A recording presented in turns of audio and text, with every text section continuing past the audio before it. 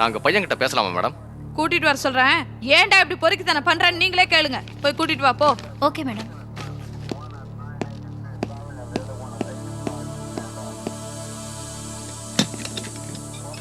Madam உன்னை கூப்பிடுறாங்க.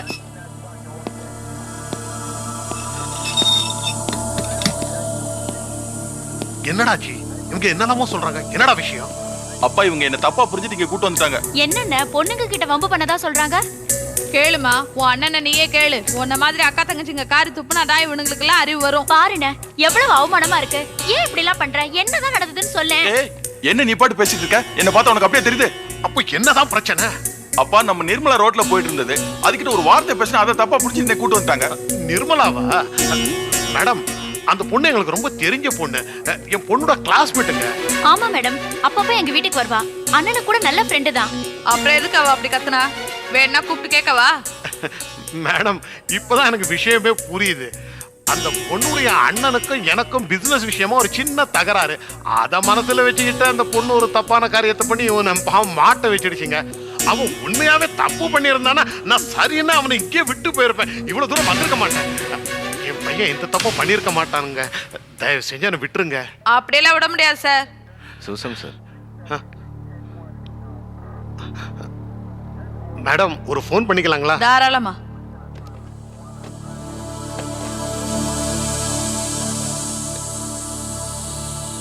Hello, வணக்கம் சார், நான் சிவசாமி பேசுறேங்க. சொல்லுங்க சிவசாமி, நல்லா இருக்கீங்களா? டி நகர் F3 ஸ்டேஷன்ல இருந்து பேசுறேங்க. என் பையனை ஈவ்டீசிங்ல அரெஸ்ட் பண்ணி வச்சிருக்காங்க. அவன் அந்த மாதிரி எல்லாம் எதுவும் பண்ண மாட்டாங்க. இன்ஸ்பெக்டர் மேடம் ரொம்ப ஸ்ட்ரிக்டா அவனை விட முடியாதுன்னு சொல்லிட்டாங்க. நீங்க ஒரு வார்த்தை சொன்னீங்கன்னா நல்லா இருக்கும். ரிசீவர் அவங்க கிட்ட கொடுங்க. சரிங்க. ஐஜி இளங்கோவன் பேசுறாருங்க. ஹலோ, நான் ஐஜி இளங்கோவன் பேசுறேம்மா. Good evening sir. சொல்லுங்க சார். நீங்க பாருமா, அவங்க ஃபேமிலியை பத்தி எனக்கு ரொம்ப நல்லா தெரியும். அந்த பையனும் ரொம்ப நல்லவன் கேள்விப்பட்டிருக்கேன். அதனால ஸ்ட்ராங் எவிடன்ஸ் இல்லாத பட்சத்துல அவனை நீ விட்டுறலாம்.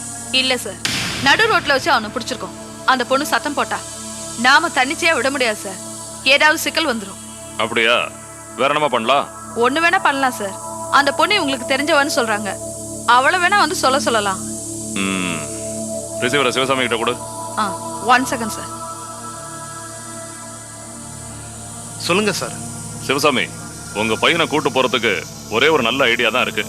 அந்த பொண்ணை ஸ்டேஷன்ல வந்து ஒரு வார்த்தை சொல்லுங்க.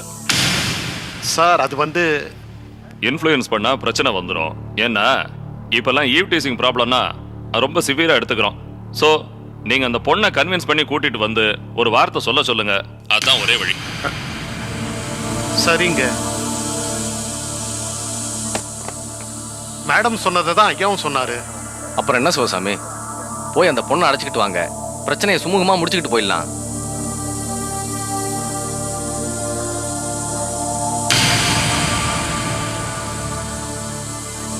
சரிங்க, அப்ப நான் போயிட்டு வந்துடுறேன். போயிட்டு வாங்க. வரேன் மேடம். சீக்கிரமா வாங்கப்பா. ம்